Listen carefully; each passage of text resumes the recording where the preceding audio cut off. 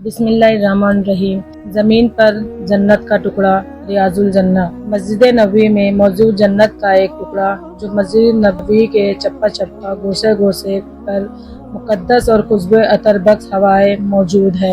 मस्जिद नबवी का मुतवल्लिक टुकड़ा जो जन्नत से लाया गया है।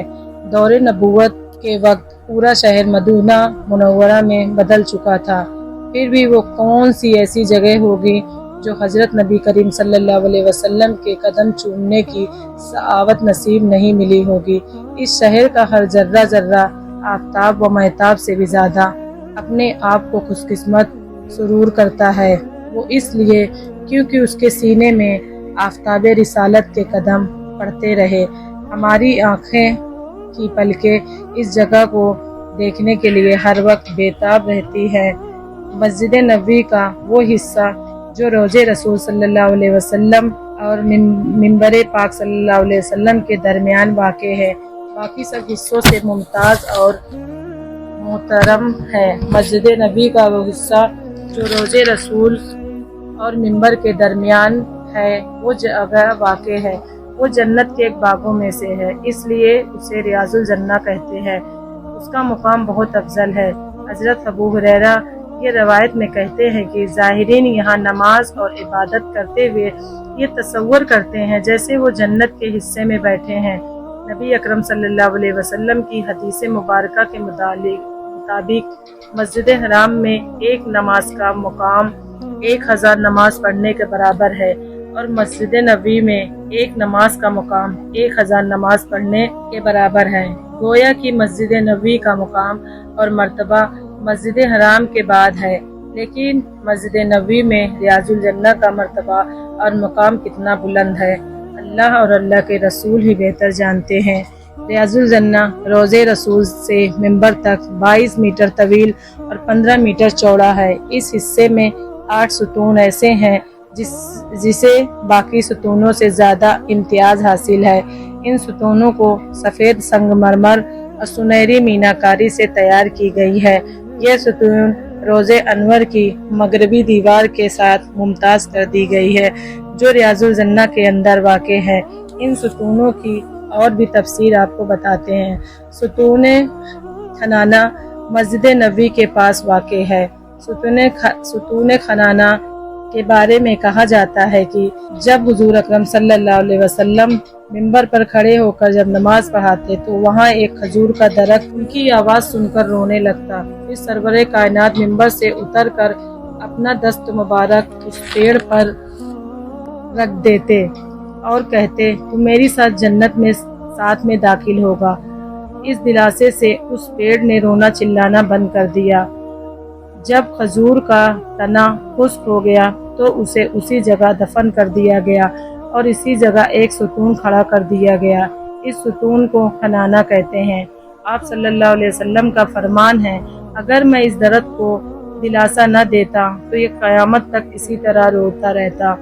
रोज़े रसूल से चले तो सुतून आयशा के जानिब से आने वाला तीसरा सुतून का नाम सुतून आयशा है। सरवरे कायनात ने अपनी हयात में ये फरमाया था, इस मस्जिद में एक ऐसी मुतवर्रिक जगह मतलूब है, अगर लोगों को वहाँ नमाज और इबादत की फजीलत का अंदाज़ा हो जाए तो लोग नमाज पढ़ने के लिए लंबी लंबी लाइनें और कतारें लगाकर अपनी अपनी बारी का इंतज़ार करें। लेकिन आप सल्लल्लाहु अलैहि वसल्लम ने इस जगह की निशानदेही नहीं की। आप सल्लल्लाहु अलैहि वसल्लम के वसाल के बाद सब ने हज़रत आयशा रज़ियल्लाहु तआला अन्हा से इस जगह की निशानदेही का मुतालबा किया, लेकिन हज़रत आयशा ने इनकार कर दिया। लेकिन कुछ अरसे के बाद हज़रत अब्दुल्ला बिन जुबैर के इसरार पर हज़रत आयशा ने इस जगह की निशानदेही बता देती है। इस हदीस के रागिब खुद हज़रत आयशा ही हैं। हज़रत अबू बकर और हज़रत उमर रज़ियल्लाहु तआला अन्हा अक्सर इस जगह नमाजें अदा करते थे। इस जगह जो सुतून खड़ा किया गया वो हज़रत आयशा के नाम से है, सुतून अबी लिबाबा, जो रोज़े रसूल के बिल्कुल सामने है, जिसे सुतून तौबा भी कहते हैं।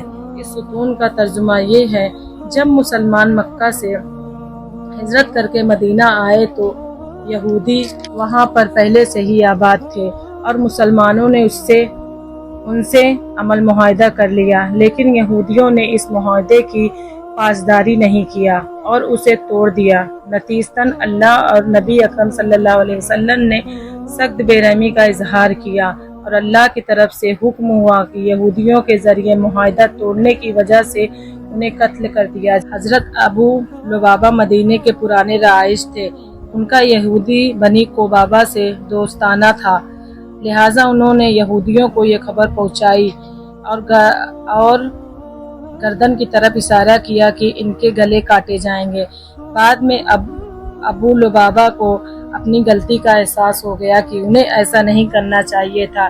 اس غلطی پر وہ اتنا شرمندہ ہوئے کہ زمین پر گر پڑے۔ انہوں نے اپنے آپ کو اللہ اور اللہ کے رسول کا مجرم مانتے ہوئے مسجد نبوی میں ایک کھجور کے درخت سے اپنے آپ کو رسیوں سے باندھ دیا اور اللہ کی بارگاہ میں اپنی غلطی کی معافی مانگنے لگے۔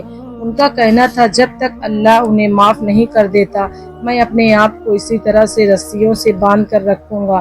صحابہ نے آپ صلی اللہ علیہ وسلم سے درخواست کی، ابو لبابہ کی معافی کے لیے اللہ کے بارگاہ الہی میں دعا فرمائیے۔ آپ صلی اللہ علیہ وسلم نے فرمایا، اگر یہ اپنے آپ کو باندھنے سے پہلے اپنے آپ کو معافی کی درخواست کرتے تو میں ان کے لیے معافی کی درخواست کرتا، لیکن ابو لبابہ نے اس سے پہلے ہی اپنے آپ کو رسیوں سے باندھ لیا۔ اب یہ معاملہ ان کے اور اللہ کے درمیان ہے۔ آپ نے پھر خاموشی اختیار کر لی۔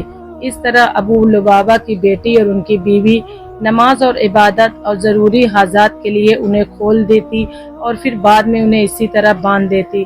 ایک دن آپ صلی اللہ علیہ وسلم ام سلمہ کے یہاں قیام فرماتے۔ تہجد کا وقت تھا کہ حضرت جبرائیل علیہ السلام تشریف لائے۔ انہوں نے حضرت ابو لبابہ اور دیگر صحابہ کے بارے میں بتایا کہ اللہ نے ان کی توبہ اور استغفار قبول کر لی ہے۔ ان کی توبہ قبول ہونے کے متعلق سورۃ توبہ میں موجود ہے۔ آپ صلی اللہ علیہ وسلم نے صحابہ کو یہ خوشخبری سنائی کہ اللہ نے حضرت ابو لبابہ کی توبہ قبول فرما لی ہے۔ صحابہ نے ابو لبابہ کو یہ خوشخبری سنائی اور ان کی رسیوں کو کھولنا چاہی، لیکن انہوں نے یہ کہتے ہوئے انکار کر دیا اور کہا کہ کیا آپ صلی اللہ علیہ وسلم اپنے دست مبارک سے مجھے آزاد فرمائیں گے؟ میں کسی اور کو اجازت نہیں دوں گا۔ آپ صلی اللہ علیہ وسلم نماز فجر میں تشریف لائے تو اپنے دست مبارک سے ابو لبابہ کی رسیاں کھولی اور انہیں آزاد فرما دیا، اور اس جگہ بھی ایک ستون بنایا گیا جسے ابو لبابہ کہا جاتا ہے۔ زائرین اسی ستونوں کے پاس 2 رکعت نماز اور توبہ استغفار کرنے کو فضیلت سمجھتے ہیں۔ ستون سریر کا مطلب ہے سونے کی جگہ۔ یہ وہ جگہ ہے جہاں آپ صلی اللہ علیہ وسلم اعتکاف فرمایا اور وہیں پر آپ کا بستر بچھا ہوتا تھا اور آپ آرام فرماتے تھے، تو اس کا نام ستون سریر ہے۔ ستون وفور کی بات کی جائے تو اس جگہ مدینے کے باہر سے آئے غیر مسلم جو مسلمان وفور سے آپ صلی اللہ علیہ وسلم سے ملاقات فرماتے اور دین اسلام کی باتیں کرتے تھے، اس لیے اسے ستون وفور کہتے۔ ستون حضرت علی، اس جگہ حضرت علی اکثر نماز پڑھتے۔ آپ صلی اللہ علیہ وسلم جب حضرت عائشہ کے حجرے سے نکل کر مسجد میں داخل ہوتے تو اسی جگہ سے ہو کر کے گزرتے۔ اکثر دیگر صحابہ اکرام حضرت علی کے ساتھ آ کر کے بیٹھ جاتے۔ اسی مناسبت سے اس ستون کو حضرت علی ستون کہتے ہیں۔ ستون وجدیہ حضرت فاطمہ کے حجرے کے کونے میں واقع ہے۔ اس جگہ پر حضرت محمد صلی اللہ علیہ وسلم نماز تہجد ادا فرماتے۔ یاد رہے، نماز تہجد آپ صلی اللہ علیہ وسلم پر فرض تھی، اس لیے اس ستون کا نام ستون تہجد ہے۔ ستون جبرائیل کی بات کی جائے تو اس جگہ پر حضرت جبرائیل علیہ السلام آپ صلی اللہ علیہ وسلم سے ملاقات اور گفتگو کرتے تھے۔ یہ ستون روضہ رسول کے اندر ہونے کی وجہ سے نظروں سے اوجھل ہے۔ سبحان اللہ۔